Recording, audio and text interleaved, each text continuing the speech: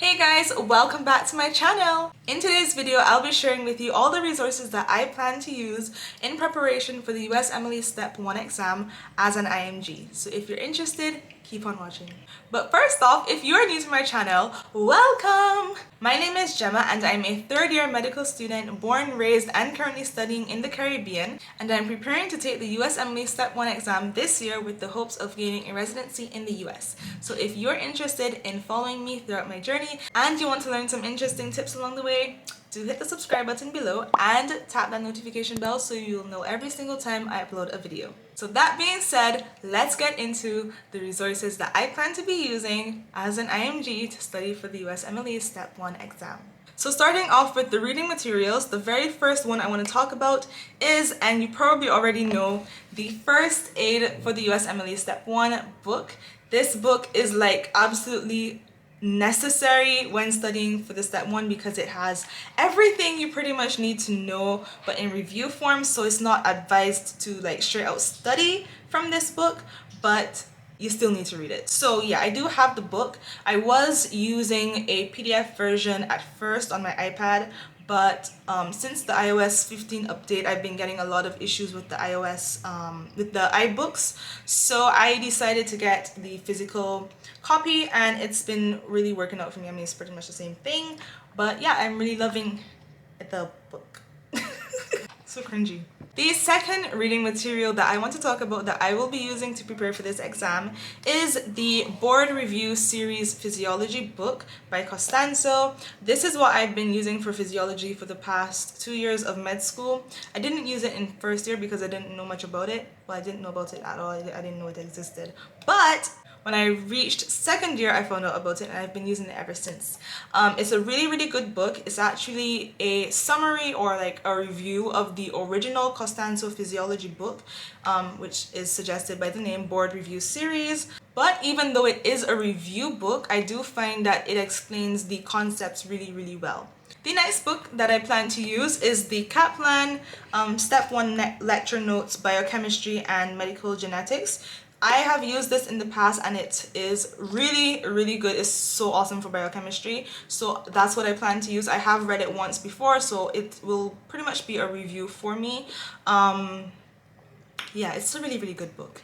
I will also be using the Kaplan lecture notes for neuroanatomy as well because it's really good. I don't have the physical copy with me here. It's back home in Barbados, but I do have the PDF, so that is what I'll be using. Moving on to video, or I should say video and audio resources that I'll be using are the most raved about resources that you will ever hear for Step 1, and those are Pathoma, Sketchy, and the Golian Lectures. I have been using Pathoma and Sketchy for the past 2 years and oh my gosh, they are awesome. And I have just recently started listening to the Goljan Lectures, which are amazing. So starting with Pathoma. Pathoma, if you don't know, is a video resource that is also paired with a book that is strictly pathology. It is done by a doctor called Dr. Hussein Sattar, and he is awesome. Okay, he breaks down the concepts so well for you, and what I do is when I'm watching the videos, I will make notes in the book with the different diagrams that he's been using. I will copy those diagrams into the book as I watch them.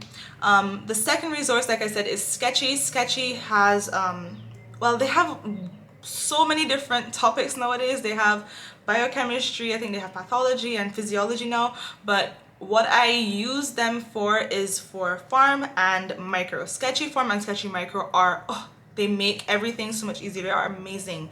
If you are in med school and you have not started using Sketchy, I don't know where you've been, but let me bring you into the light. Start using Sketchy Pharm and Micro today, okay? It will make everything so much easier. And then last but not least, I mentioned the Golian Lectures. The Golian Lectures are also for pathologists, and his lectures are super long. So what I tend to do is that when I'm doing different tasks, I'll listen to them. So like when I'm going for my jog on evenings, I will have my AirPods in my ears and jog and listen to them. When I'm like just waiting for ward rounds to start, I will listen to them. Like during my day when I don't really have much to do, or when I'm doing something that doesn't require much effort, I will listen to the Golian lectures. The lectures themselves can be really long, like up to 3 hours, so it's really good to just, if you're doing something passively, just listen to them while you're doing that thing. Think of it kind of like a podcast. And now moving on to the Goljan Lectures. The Golian Lectures are another pathology resource that you can find on Spotify or even on YouTube, but I'll put the link to them below in the description box so you can find them. They are basically lectures that a doctor had at his university, given to med students, and they are really, really good. I think there were like multiple lectures combined because some of them can be up to 3 hours long. So how I tend to listen to them, I tend to listen to them when I'm doing something passively. So when I'm going for my evening jog, I'll listen to them with my AirPods and just run. When I'm waiting for ward rounds to start on mornings, I will pop them in and listen to the Golian lectures. When I'm doing something passively like cleaning around or something, I will listen to the Golian lectures just to pass the time and also learn some really good information. His lectures are honestly really, really good. They help to solidify what I've been learning in pathoma. So I haven't used it too much yet. I've listened to about half of the cardio lecture, and so what I plan to do is that, like, whenever I finish a system, I will listen to his lectures on that system, and honestly it has been helping to solidify what I've been learning in cardio.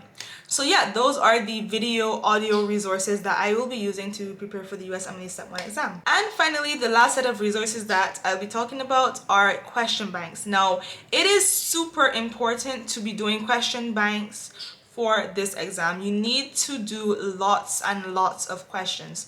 After all, it is literally an exam full of questions, and depending on which medical school you go to, you may not always be exposed to these types of questions, so it's really good to start from early practicing these questions so you'll know how certain things are shown in the stems. So the question banks that I'll be using are USMLE RX, AMBOSS, and UWorld. UWorld is a must because I've heard it's the closest to the actual exam. And then I will do about 1 or 2 NBMEs because I've heard that this exam is even closer to what the actual exam is like, because the NBMEs are made of old questions that have been used in past Step 1 exams. So yeah guys, that is pretty much all that I'll be using to prepare for this Step 1 exam.